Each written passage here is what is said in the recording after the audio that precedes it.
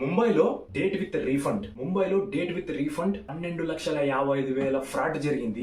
సోది లేకుండా సింపుల్ గా చెప్తా చూడు. ముంబైలో ఒక మ్యారీడ్ బ్యాంకర్ ఉన్నాడు. ఆ మనిషి సెల్ యూజ్ చేస్తా అంటే ఒక పాపప్ నోటిఫికేషన్ వచ్చింది. ఆ పాపప్ నోటిఫికేషన్ లో ఏముందిరా అంటే అది బేసికల్లీ ఒక యాడ్ లో ఏముందంటే నేకెడ్ విమెన్స్ బట్టలు లేకున్నట్ల అడలు ఫోటోలు అన్ని ఉన్నాయి. ఆ మనిషి క్యూరియాసిటీతోన ఆ లింక్ ని క్లిక్ చేసినాడు. ఆ లింక్ ని క్లిక్ చేస్తే అది ఒక ఆన్లైన్ డేటింగ్ వెబ్సైట్ కి రీడైరెక్ట్ అయింది. రీడైరెక్ట్ అయితేనే ఈ మనిషి ఇంకా చూసిన ఆ ఫోటోస్ అవన్నీ చూసి టెంప్ట్ అయిపోయి పర్సనల్ ఇన్ఫర్మేషన్ అంతా సబ్మిట్ చేసినాడు. ఆ పర్సనల్ ఇన్ఫర్మేషన్ లో ఏమేమి ఉందో అంటే name, age, phone number, city ఇవన్నీ ఇచ్చిన తర్వాత ఒక అమ్మాయి నుంచి కాల్ వచ్చింది. ఆ కాల్ లో ఏమనిందంటే సార్ ఇట్లా మా దగ్గర మంచి మంచి ఫిగర్లు ఉన్నారు, మేము సప్లై చేస్తాము, కాకపోతే నువ్వు అడ్వాన్స్ గా పేమెంట్ చేసుకోవాలా అని ఇంకా వాళ్ళ మార్నింగ్ సౌండ్లతోన వాళ్ళ సేల్ క్లోజింగ్ స్ట్రాటజీస్ ఉంటాయి కదా, వాళ్ళు ఇంకా ఆడోళ్ళు అంటే ఇంకా మనల్ని అట్రాక్ట్ చేసి సేల్ క్లోజ్ చేసేస్తారు. అట్లా ఈ మనిషితోన 3,40,000 కట్టించింది. ఫస్ట్ కట్టేసిన తర్వాత డేట్ కి రెడీగా ఉన్నాడు. వీళ్ళ నుంచి ఏమీ రెస్పాన్స్ రాలే. ఈ మనిషి మళ్ళీ కాల్ బ్యాక్ చేస్తే వాళ్ళు ఏం చెప్పినారా అంటే సార్ నీకు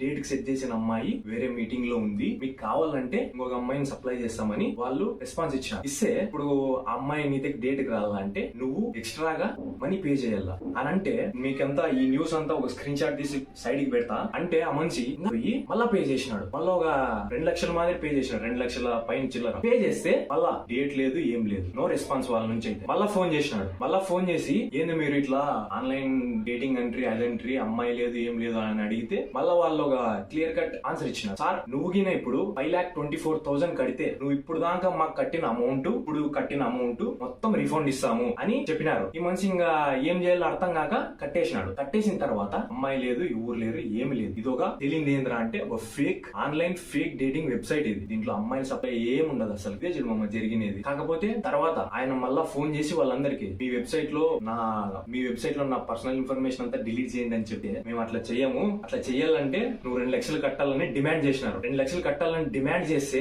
ఆ మనిషి కట్టినాడు. మళ్ళా మొత్తానికి ఇప్పుడు 12,55,000 ఒక ఆన్లైన్ ఫేక్ డేటింగ్ వెబ్సైట్ ద్వారా ఒక ఫ్రాడ్ జరిగింది ముంబైలో. నేను ఈ వీడియో ఎందుకు చేస్తున్నారా అంటే మన తెలుగుళ్ళు ఎస్పెషల్లీ ఇట్లాంటి ట్రాప్స్ లేకి ఇట్లాంటి ఆన్లైన్ ఫేక్ డేటింగ్ వెబ్సైట్లలో ట్రాప్లలో స్కామ్లలో పడకూడదని ఈ వీడియో చేస్తున్నా.